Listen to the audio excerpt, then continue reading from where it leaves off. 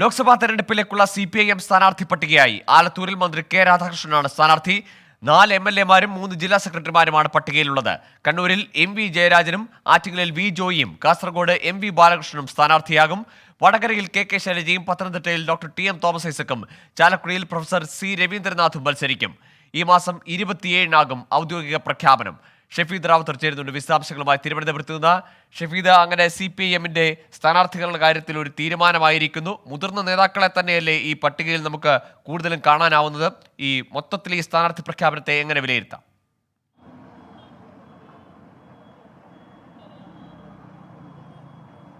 ഗോകുൽ, ഇന്ന് ചേർന്ന സംസ്ഥാന സെക്രട്ടേറിയറ്റും സംസ്ഥാന കമ്മിറ്റിയും ചർച്ച ചെയ്താണ് CPIM-ന്റെ ലോക്സഭാ തെരഞ്ഞെടുപ്പിനുള്ള അന്തിമ സ്ഥാനാർത്ഥി പട്ടികയിലേക്ക് തീരുമാനമെടുത്തത്, അതല്ലെങ്കിൽ അങ്ങനെ കടന്നത്.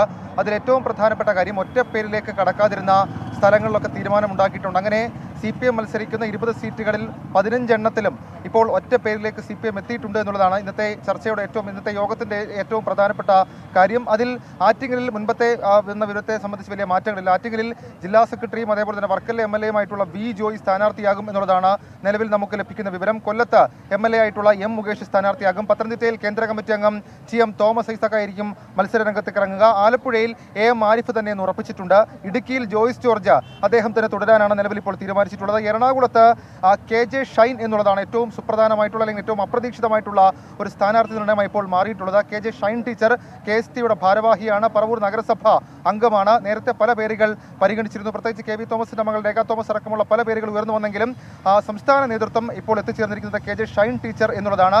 ചാലക്കുടിയിലും നേരത്തെ ഒറ്റപ്പേരിലേക്ക് എത്തിയിരുന്നില്ല. അവിടെ മുൻ വിദ്യാഭ്യാസ മന്ത്രി C രവീന്ദ്രനാഥിലേക്ക് കാര്യങ്ങൾ, അല്ലെങ്കിൽ C രവീന്ദ്രനാഥ് എന്നുള്ള ഒരു സൂചനയാണ് ഇപ്പോൾ പുറത്തു വരുന്നത്. ആലത്തൂരിൽ മന്ത്രി കെ രാധാകൃഷ്ണൻ തന്നെ സ്ഥാനാർത്ഥിയാകും. അദ്ദേഹം കഴിഞ്ഞ സംസ്ഥാന സെക്രട്ടേറിയറ്റിൽ മത്സരിക്കാൻ താല്പര്യമില്ല എന്നറിയിച്ചെങ്കിലും സംസ്ഥാന നേതൃത്വം അദ്ദേഹം തന്നെ മതി എന്നുള്ള തീരുമാനത്തിലേക്ക് എത്തുകയായിരുന്നു. പാലക്കാട് A വിജയരാഘവൻ സ്ഥാനാർത്ഥിയാകും. പൊന്നാനിയിൽ KS ഹംസ എന്നുള്ളതും ഒരു പുതിയ പേരാണ്.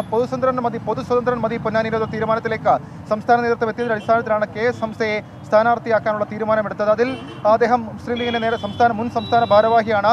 മലപ്പുറത്ത് നേരത്തെ KT ജലീലിന്റെ അടക്കം പേരുകൾ പരിഗണിച്ചെങ്കിലും V വസീഫിലേക്ക് ഇപ്പോൾ എത്തിച്ചേർന്നിരിക്കുകയാണ്. യുവജന പ്രാതിനിധ്യം എന്നുള്ളതാണ് V വസീഫ് കൊണ്ട് ഉദ്ദേശിക്കുന്നത്. കോഴിക്കോട് എളമരം കരീം തന്നെ സ്ഥാനാർത്ഥിയാകും. വടകരയിൽ കേന്ദ്ര കമ്മിറ്റി അംഗം KK ശൈലജ ടീച്ചർ തന്നെ ഉറപ്പിച്ചിട്ടുണ്ട്. അതോടുകൂടി വടകരയിൽ ശക്തമായ ഒരു പോരാട്ടം നമുക്ക് പ്രതീക്ഷിക്കാം. കണ്ണൂരിൽ കണ്ണൂർ ജില്ലാ സെക്രട്ടറി MV ജയരാജൻ മത്സരത്തിനിറങ്ങും. കാസർഗോഡ് ജില്ലാ സെക്രട്ടറി MV ബാലകൃഷ്ണൻ ആയിരിക്കും മത്സരിക്കുക എന്നുള്ളതാണ് ഏറ്റവും പ്രധാനപ്പെട്ട കാര്യം. അങ്ങനെ സ്ഥാനാർത്ഥി പട്ടികയിൽ 3 ജില്ലാ സെക്രട്ടറിമാരുണ്ട്, ഒരു മന്ത്രി അടക്കം 4 MLA-മാരുണ്ട്, 2 വനിതാ പ്രാതിനിധ്യം, 4 കേന്ദ്ര കമ്മിറ്റി അംഗങ്ങൾ, 1 പോളിറ്റ് ബ്യൂറോ അംഗം. അങ്ങനെയാണ് ഇപ്പോൾ ലോക്സഭാ തെരഞ്ഞെടുപ്പിലെ CPIM സ്ഥാനാർത്ഥി നിർണ്ണയത്തിലേക്ക് ഇപ്പോൾ CPIM തീരുമാനിച്ചിരിക്കുന്നത്. ഏതായാലും 27-ാം തീയതി കേന്ദ്ര കമ്മിറ്റിയുടെ അംഗീകാരത്തോടെ ഔദ്യോഗികമായി സ്ഥാനാർത്ഥികളെ CPIM പ്രഖ്യാപിക്കും. ഗോകുൽ.